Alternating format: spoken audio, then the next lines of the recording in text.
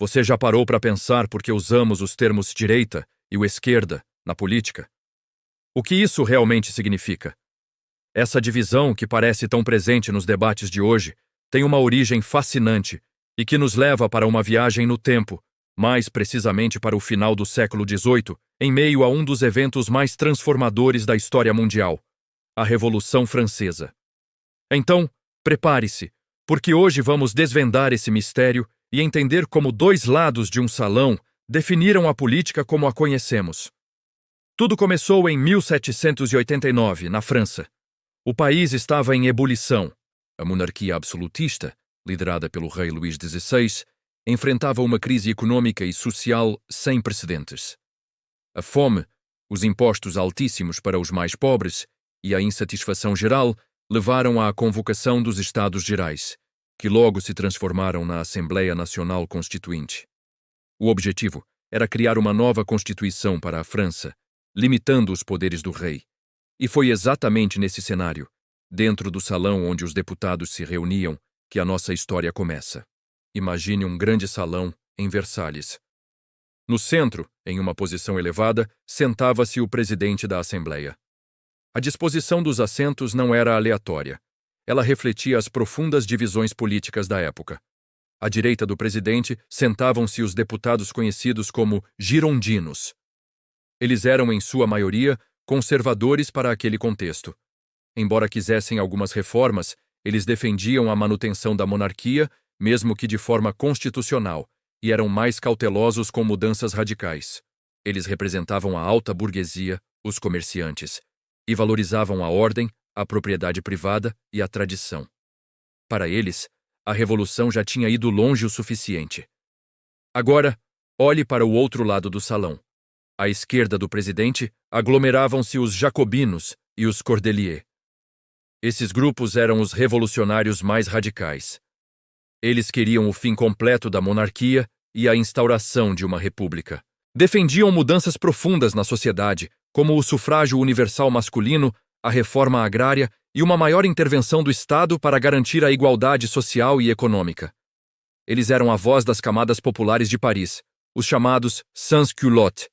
Eles acreditavam que a revolução precisava avançar, custe o que custar, para garantir a liberdade e, principalmente, a igualdade para todos. Essa simples divisão espacial, direita e esquerda, começou como uma convenção prática, mas rapidamente ganhou um significado simbólico poderoso. Sentar-se à direita significava apoiar o status quo, a moderação e a ordem. Sentar-se à esquerda significava clamar por transformação, por igualdade e por uma ruptura com o passado. A imprensa da época começou a usar esses termos para descrever as facções políticas e o público rapidamente os adotou. Falar que um político era de direita ou de esquerda se tornou uma forma rápida e fácil de identificar suas principais posições. Com o passar do tempo e o desenrolar da própria Revolução Francesa, que passou por diversas fases, do terror jacobino ao diretório e, finalmente, ao Império de Napoleão Bonaparte, esses termos se consolidaram. E o mais interessante é que eles não ficaram restritos à França. À medida que as ideias revolucionárias se espalhavam pela Europa e pelo mundo durante o século XIX, essa terminologia viajou junto. Outros países, ao formarem seus próprios parlamentos e sistemas políticos, adotaram a mesma lógica. A direita e a esquerda se tornaram categorias universais para descrever o espectro político. Mas aqui está um ponto crucial. O significado exato de direita e esquerda nunca foi fixo. Ele é dinâmico e se transforma de acordo com o tempo e o lugar. Vamos pensar nisso. O que era considerado de esquerda na Revolução Francesa, como a defesa de uma república, hoje é um princípio básico na maioria das democracias ocidentais, não sendo mais uma bandeira exclusiva de um dos lados. As pautas mudam, a sociedade evolui e os conceitos se adaptam. No século XIX e início do século XX, com a Revolução Industrial, o debate político mudou de foco. A grande questão passou a ser a economia e o papel do Estado. A esquerda passou a ser fortemente associada aos movimentos operários, ao socialismo e ao comunismo, que defendiam o controle dos meios de produção pelo Estado ou pelos trabalhadores, buscando uma sociedade sem classes e com igualdade econômica. A direita, por sua vez, se alinhou ao liberalismo econômico e ao capitalismo, defendendo o livre mercado, a mínima intervenção do Estado na economia e a proteção da propriedade privada como motor do progresso.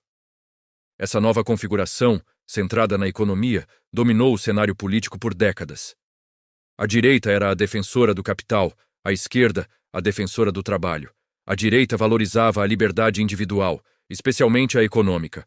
A esquerda priorizava a igualdade coletiva, mesmo que isso significasse restringir algumas liberdades individuais em nome do bem comum. Essa é a divisão clássica que muitas pessoas ainda têm em mente hoje.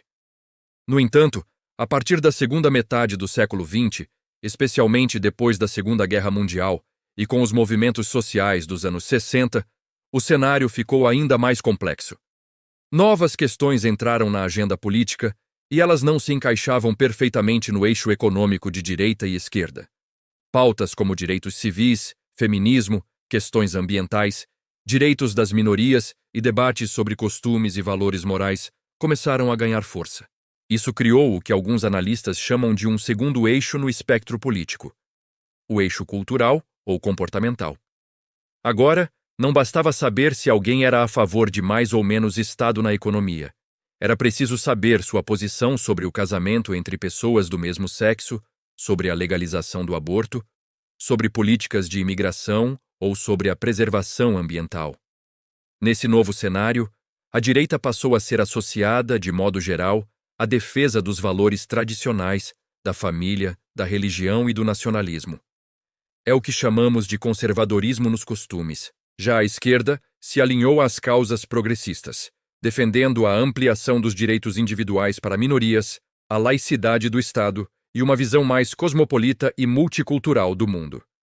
O interessante é que esses dois eixos, o econômico e o cultural, nem sempre andam juntos. É perfeitamente possível encontrar alguém que seja liberal na economia, ou seja, de direita no eixo econômico, mas progressista nos costumes, ou seja, de esquerda no eixo cultural. Essa pessoa seria um liberal.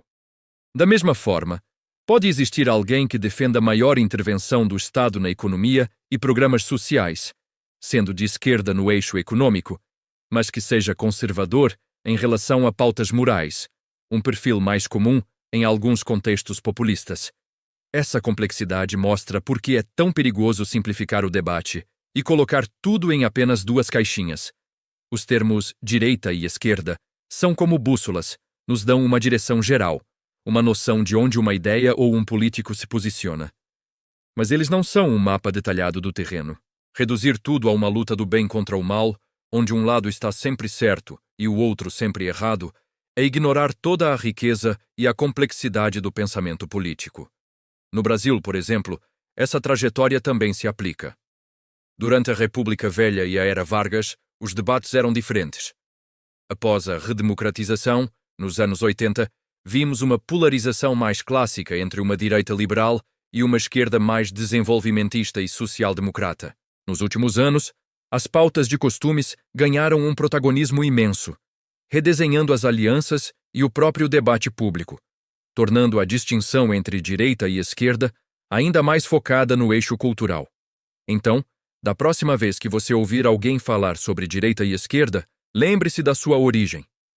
Lembre-se dos deputados franceses sentados em lados opostos de um salão, debatendo o futuro de uma nação.